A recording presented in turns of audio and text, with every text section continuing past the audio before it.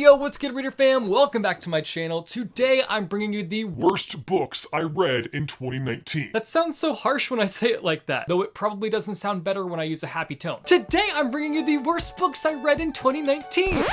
Yeah, we're gonna say nope to that. This is probably the most controversial video I do every year, even though it's not that controversial. All I'm doing is talking about my least favorite books of the year. It ain't that deep, though there are people out there who try to dig and make it deep. But let me just put this out there. It ain't that deep. Even though I shouldn't have to give a disclaimer, I'm going to give a disclaimer, so it's disclaimer time. Basically, all I'm gonna say is that just because I didn't vibe with these books doesn't mean you're not allowed to vibe with these books. Just because I didn't like them doesn't mean you can't like them. I promise, you're allowed to like them. You can hate my favorites and it won't bother me one bit. Yes, that means you can hate Miss Peregrine's. I won't agree with your opinion, but I will respect your opinion. Basically, I just want us to all get along. I will say though that I feel like my list doesn't really have many titles on it that I feel like people will be upset about, so I should be in the safe zone, but just in case I'm not, that's my disclaimer. Okay, I'm gonna zip up the disclaimer now, and we're gonna dive on in. Now, the books that I'm mentioning today are not books that came out in the year of 2019, they're just books that I read this year. So, without further ado, let's get started. First up on my list, I have the Wongs versus the World. This story follows this immigrant family that ended up with an immense amount of wealth after building a cosmetic empire. But all that goes away after a financial crisis. The family ends up going on this cross-country road trip because they basically have to sell everything that they own. They have to sell their house and all their belongings, and so they have to move in with one of the daughters, one of the sisters. Shishta, shishta. Each member of the family brings a different element to the table in terms of personality, so it makes for quite an interesting road trip. Not a road trip that I would want to participate in, but one that I was okay reading about. My thoughts on the Wongs versus the World. My biggest complaint about this book is that I felt like it was just unnecessarily long, and I felt like it was being dragged out at certain points, and a lot of the things that happened didn't really, in my opinion, add much to the plot, if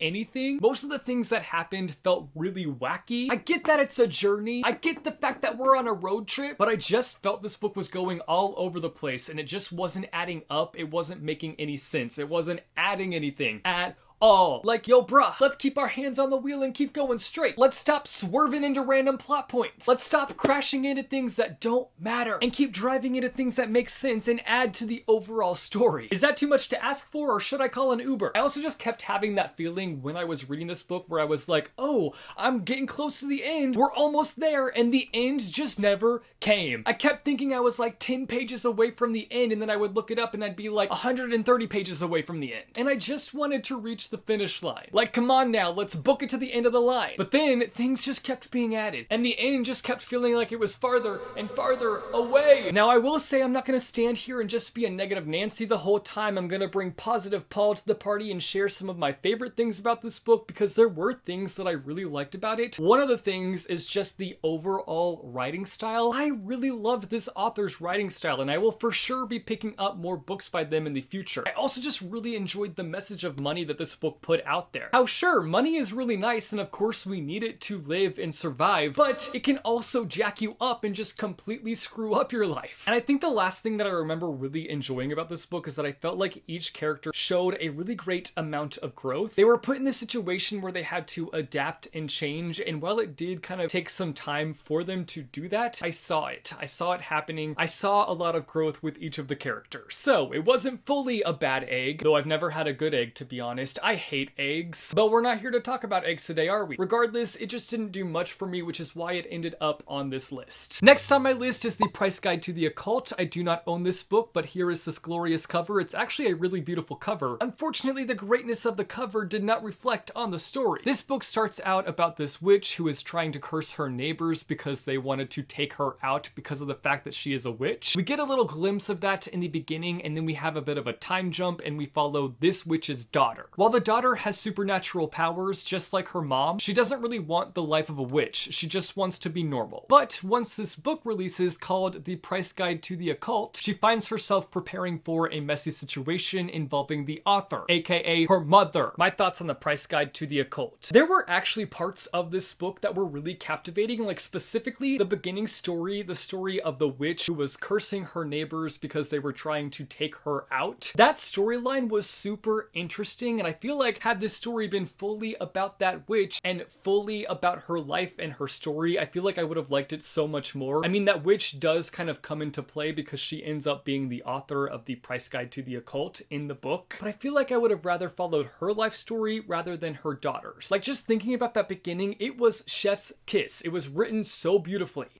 Things ended up getting really messy with the plot, in my opinion, and not only did it feel kind of messy and all over the place, but I feel like it wasn't written in a way where it like sticks with you and you remember every little thing that happens, and I kind of find issue with that. I also was really disappointed with the characters. I felt like personality-wise, they needed some revamping. I just felt like they were all a little bit flat and they didn't really stick with you. And I think something that would have fixed that is if we had more time with them, because I feel like we didn't have enough time to latch ourselves onto them to kind of discover their personalities and the things that they like and dislike. Like, I really feel like we didn't have that bonding time. We didn't get the chance to bond with the characters. So I really would have liked to have seen more scenes where we just got to know the characters a little bit more. I feel like had we had that, I would have cared so much more about the journey that they go on throughout this book. But overall, those are just two things that are like the most important thing for me in books. Actually, more so the characters. Like, characters play a vital role in me enjoying a book. If characters are super flat and I have a hard time connecting with them, I'm less likely to enjoy the reading experience. But I will say that I'm also somebody who just really needs that equal balance of both a great plot and great characters, which honestly is a really hard code to crack. On top of everything that I've already mentioned, I also want to throw out the fact that I felt like the resolution was just super rushed. It was paced so fast that it felt like I was walking through a tornado. Not that I know what that feels like, but I imagine it's a rush. It just felt like you saw all these visions flying by, and you're trying your best to thread them all together, but it's a little confusing and it's kind of hard to follow. I just felt like overall this book for me just needed a little bit more fleshing out. I wanted the characters and the plot to be explored a little bit more, and while I'm all about that pacing that's kind of like yippee-ki-yay, I needed it to calm down quite a bit in order for me to grasp everything that was happening. Next up is again a book that I do not own, and that is Cross Her Heart. I checked this one out from the library. This is a mystery thriller. I honestly haven't explored that genre that much, but I really didn't enjoy this one that much. So if you have any mystery thriller recommendations for me, hit me up down below. In this book, we follow a mother who is very overprotective of her daughter, and there's a reason for that, which you find out as you read the book, the deeper that you get in, but it basically involves something that happened to the mother, and so she's just extra cautious of every little thing. An incident ends up taking place that gets her daughter's name and picture out there in the public, and that really shakes her up because it could put her and her daughter in danger. And that it does. My thoughts on Cross Her Heart. I'll start with the good, then get to the bad. It's like when you first eat something and it tastes good, but then you get that aftertaste and you're like, oof, I'm not about that. Again, similar to the Price Guide to the Occult, I felt like the mother story was much more interesting than the actual plot of this book. Like, I felt like her parts and exploring her past was the most interesting part of this book. And I genuinely feel like this book could have been solely about her past and it would have been so engaging and interesting. I also just really liked the writing style of this book. It was very accessible and it never felt like a chore reading this book. Like, I never felt like, ugh, I have to get back into that book and push my way through it, which, you know, is kind of the ideal situation when it comes to every book ever. You never want to feel like a book is a chore to get through. As for the negatives though, it's one of those books where the plot twist comes and you're caught off guard, but not in a good way. It hit me in a way where I was like, well, that doesn't make any sense at all. And I'm not saying in the fact where I was like confused by it. I was not confused at all. I was more so like, yeah, this is not believable at all. When you read a book, you want to end up with that payoff. You want to get to the end and feel all sorts of satisfaction. But this one just comes through and pulls the rug out from underneath you because it's just so unrealistic. It's just something that the characters would have never fallen for. I'm trying to be very vague and not spoil anything, but it's just...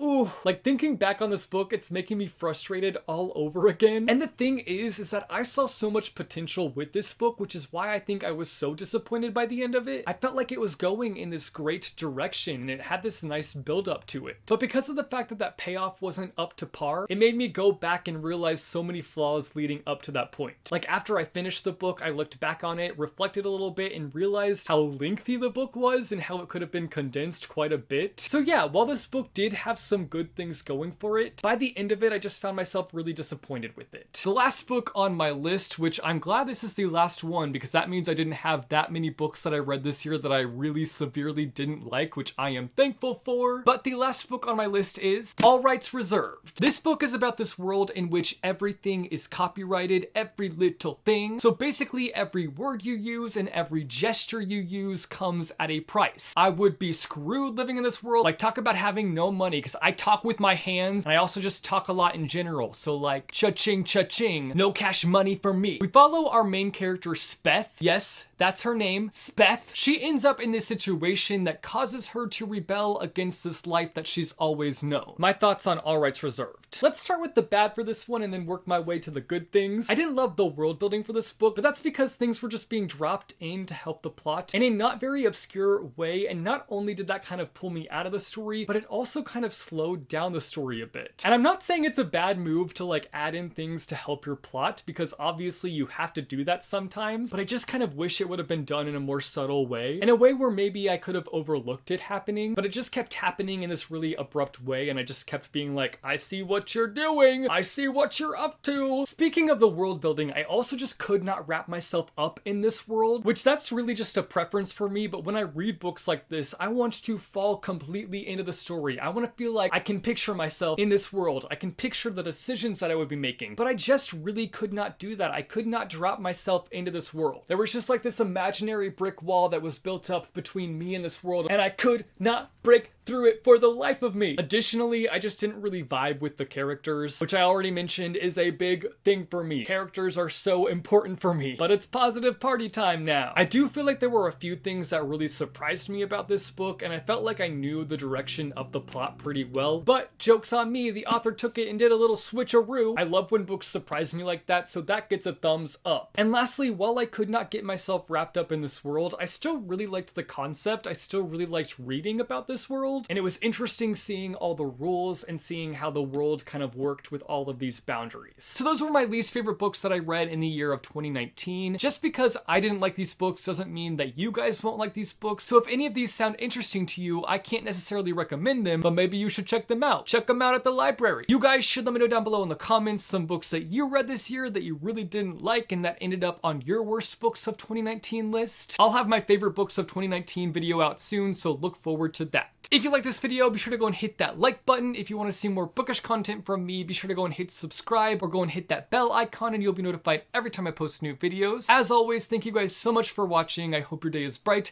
that tomorrow is brighter. Keep reading what your heart desires, and I will see you soon with a new video. Bye.